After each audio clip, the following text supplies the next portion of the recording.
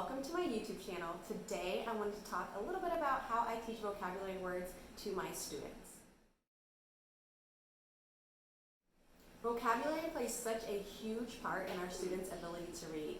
As a kindergarten and first grade teacher, you spend so much of the year just getting them to learn how to read. It's important to remember that they also need to be able to comprehend what they're reading, and vocabulary is a very big part of that. I'll admit that during my first few years of teaching, I wasn't really sure what vocabulary instruction should look like. I was introducing vocabulary at the beginning of a read aloud, drawing a picture, maybe making a hand motion or some sort of body movement to introduce the word to my kids. But then after we were done with that book, those words were long forgotten. We were on to the next set of vocabulary words.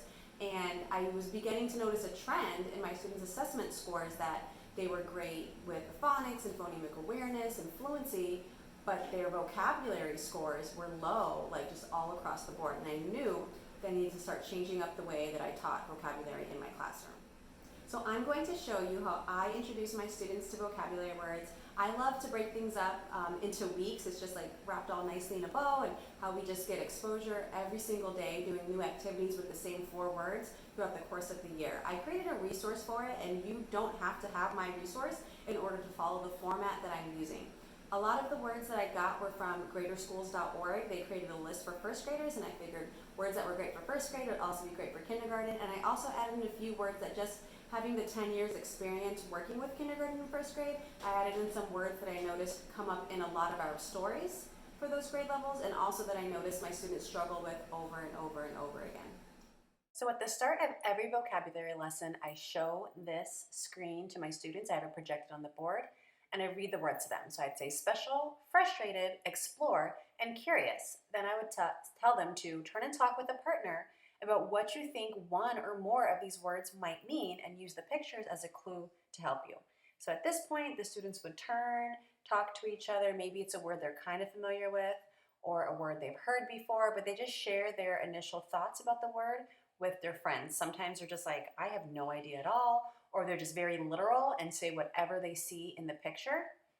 And I just like to do this as a warm-up activity just to get their brains thinking, get them curious about these words. I also print this page out of my resource, and I have it posted in the classroom so that they can refer back to these words even when this isn't our word focus anymore. We'll stay with these 4 words for the entire week and keep referring back to them as the week goes on. The next activity, same day, this is still day 1, is after I show them those pictures, I read them the words in a story. And I let them try to figure out what the words mean from the context clues. Like whenever they guess what the word means, we reread the sentence in the story with one of the words that they thought might be a synonym for that word, and see if it makes sense. Sometimes they're like, oh, and they really start to get it. And sometimes they realize, no, they were way off base. After this, I read them the definitions. So again, this is still day 1.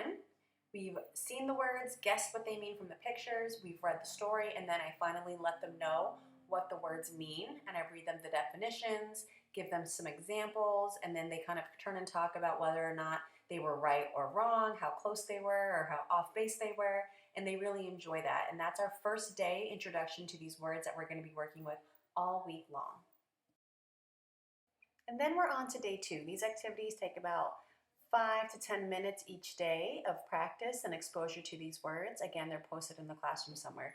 So when I start day 2, I show them the words again, and then we see if we can read these sentences and fill in the blank. I read the words to them. Since the words are posted in the classroom and they can have the picture up there to jog their memory, they kind of start to think about which word would make sense with which sentence, and then they make their guesses, and they have to turn and talk with a friend and justify their answer and say, I think it's this word because of this. Say the sentence with that word plugged in, and then after a few minutes, I'll go over it, and they can all confirm whether or not they were right or wrong. Day 3 is my favorite day of vocabulary. Again, we go over the pictures, they talk about if they remember the words or not. I review the definitions with them, and then we go to our choose the right word activity, where they have to look at the photo and choose which one word or more fits with what the picture is showing us. And if they can make more than one word work and use their information to explain why they thought that, then I'm all for it. So for example, with this plain picture, they might say curious, and I'd say, okay, well, why are you thinking curious? And they might say, I am curious about where the plane is going, so that's why I picked curious. And someone else might say, well, what about special? It could be special to take a trip somewhere because you don't do that a lot. Or they might say explore because a plane can help you explore. So it's just really neat to see where they take these words and how they really begin to understand the meanings, and they can apply them to different situations. This is day 3. As the year goes on and they realize how much I love when they can apply different words to one picture and like find a way to make it work, they really, really stretch their brains to try to make it work out. So for this woman on the end that's looking kind of frustrated, like the obvious answer is, okay, she's frustrated. And then someone else might say, okay, that they took my answer, and then you can just see their little wheels start turning. They're like, well, I'm curious about why she's frustrated. And then someone else might say, like, well, maybe it was a special day for her and then things didn't work out and that's why she got so upset. It's just really cool to see them use the words in different ways, and when one of them gets a good idea, it sparks another one to get a great idea, or they might build upon each other's ideas, and it's just really awesome to see. This brings us to day 4, again, reviewing the pictures, see who remembers what, review the definitions, they're turning, they're talking to each other. They usually sit by different people every day, so they're always reviewing the words with a new friend. And then we go to illustrate and connect. I love to use dry erase boards, tell them to divide the board into fourths, so we have a little bit of a math connection there, and draw a picture to show a representation of each word. So draw something that's special. Draw something that makes you frustrated or that shows frustration. Draw something that shows explore, and draw something that shows curious. And it's always fun to see what their interpretations are and what they come up with. Always asking them to turn and talk with a partner and explain why they chose to draw that picture, and their friend can talk to them about whether or not they agree with that picture, if they thought it was a good representation, or if they did not. I usually say, like, okay, stop, hold up your boards, and then I'll pick out a few friends to say, oh wow, this picture looks great. Can you come up and explain this one to us? And they again get to make another connection to these words. So you know the drill by now. Your students do too. Review the words, who remembers, go over the definitions, or even call on a student to come up and explain what the definitions are, and then have them connect and write. I'll be honest, I didn't always have enough time to connect and write on Fridays, so a lot of times this was done orally, and they would just turn and talk and explain to a friend what their answer was to one or more of the questions, depending on how much time we had. My students being able to answer these questions really showed me who got the words and who needed a little bit more exposure, maybe next week with some more practice during small group time or something like that. But they usually, almost all of them would be able to answer the questions without having the word explained to them, because we've been going over it so many times throughout the week in a really fun way. They would always be like, wait, it's time for vocabulary, or like, you forgot to do vocabulary, because I would try to just do it the last 5 to 10 minutes before we headed off to special. So they always made sure to remind me, like, wait, don't forget about vocabulary. Or sometimes if it was a different day in vocabulary got cut, if it was a shorter day, or if we had a snow day, so we had to cut some things out. Vocabulary time is something that they really, really always look forward to. Some mistakes that I have personally made and I've seen other educators make when trying to teach vocabulary words is giving too many words at one time. You have to make sure you're not giving them a lot of words, because they're not going to remember all of them, especially when you're done with that vocabulary list. They're just simply not going to be able to recall all of those words.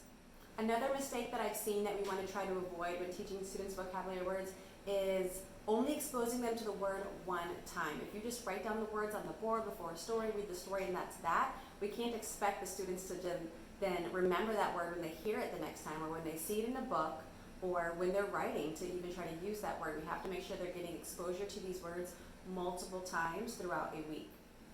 And then we also have to make sure that vocabulary instruction is fun and engaging. It can't just be something to cross off the to-do list that we cram in, the last 5 minutes of our reading lessons or literature time in the morning. We have to make sure it's fun, it's engaging, you're excited about it, so the kids can be excited about it too. I'm going to run through a week really quickly, and you can see that it just follows the same format. The first day, you introduce the words, you ask if anyone knows what the words mean, use the pictures to try to help them just as a warm-up. Then you're going to read a story using those words you just showed them, emphasizing the words in red, and seeing if anyone can make any connections or make sense of words through the story. Then you let them know what the words meant and let them figure out, or let them see, yes, I was right, or no, I was wrong. And then that's the end of day 1. On day 2, you show them the words again, and then you guys do this fill in the blank activity, and the students have to use the words in the spots that make the most sense. I help them a lot on this day since it's just day 2 and they're still getting used to the words. On day 3, you introduce words to them again, and then they're trying to apply the words to the pictures, and if they can explain it, then any word can fit. There can be more than one answer on multiple of those pictures. On day 4, they are drawing a picture that shows the meaning of each word, and they have to explain it. They can't just make any picture and not have an explanation for why they drew what they drew. And then on the last day, they should be connecting and writing. This can also be done orally, depending on how much time you have. You ask them a question that uses that vocabulary word, and they'll be able to explain it because they understand what that vocabulary word means. There are 4 types of vocabulary that students need to excel in, and that's listening vocabulary, reading, speaking, and writing vocabulary. And as you can imagine, they're all connected. So as one area grows, the other areas grow. And what I love seeing with the way that I teach vocabulary is that what we were learning, whole group at the carpet, for their listening vocabulary and their reading vocabulary, it started to come out in their conversation. So it was growing their speaking vocabulary, and they started to add vocabulary words that we had gone over into their writing. So that grew their writing vocabulary as well. And I was just super impressed and always so proud when they could remember a word from weeks ago and still be using it accurately in a sentence or in the writing. Again, these words and activities, I'm thinking about kindergarten and first graders when I speak about these. I got the words from greatschools.org. I used their word list for first graders. And I also just used words that I noticed a pattern of my students needing to know. And this is the format that I use for the entire school year. It's the same format over and over again. So if this is something that you can implement in your class, again, 5 to 10 minutes a day, doesn't take long, and you'll see amazing results. I hope this video was helpful. I hope you were able to pick up a lot of great ideas to bring back into your classroom. If you'd like to reach out to me to ask any questions, you can find me on Instagram at Read Like a Rockstar, or you can leave a comment below. Thanks!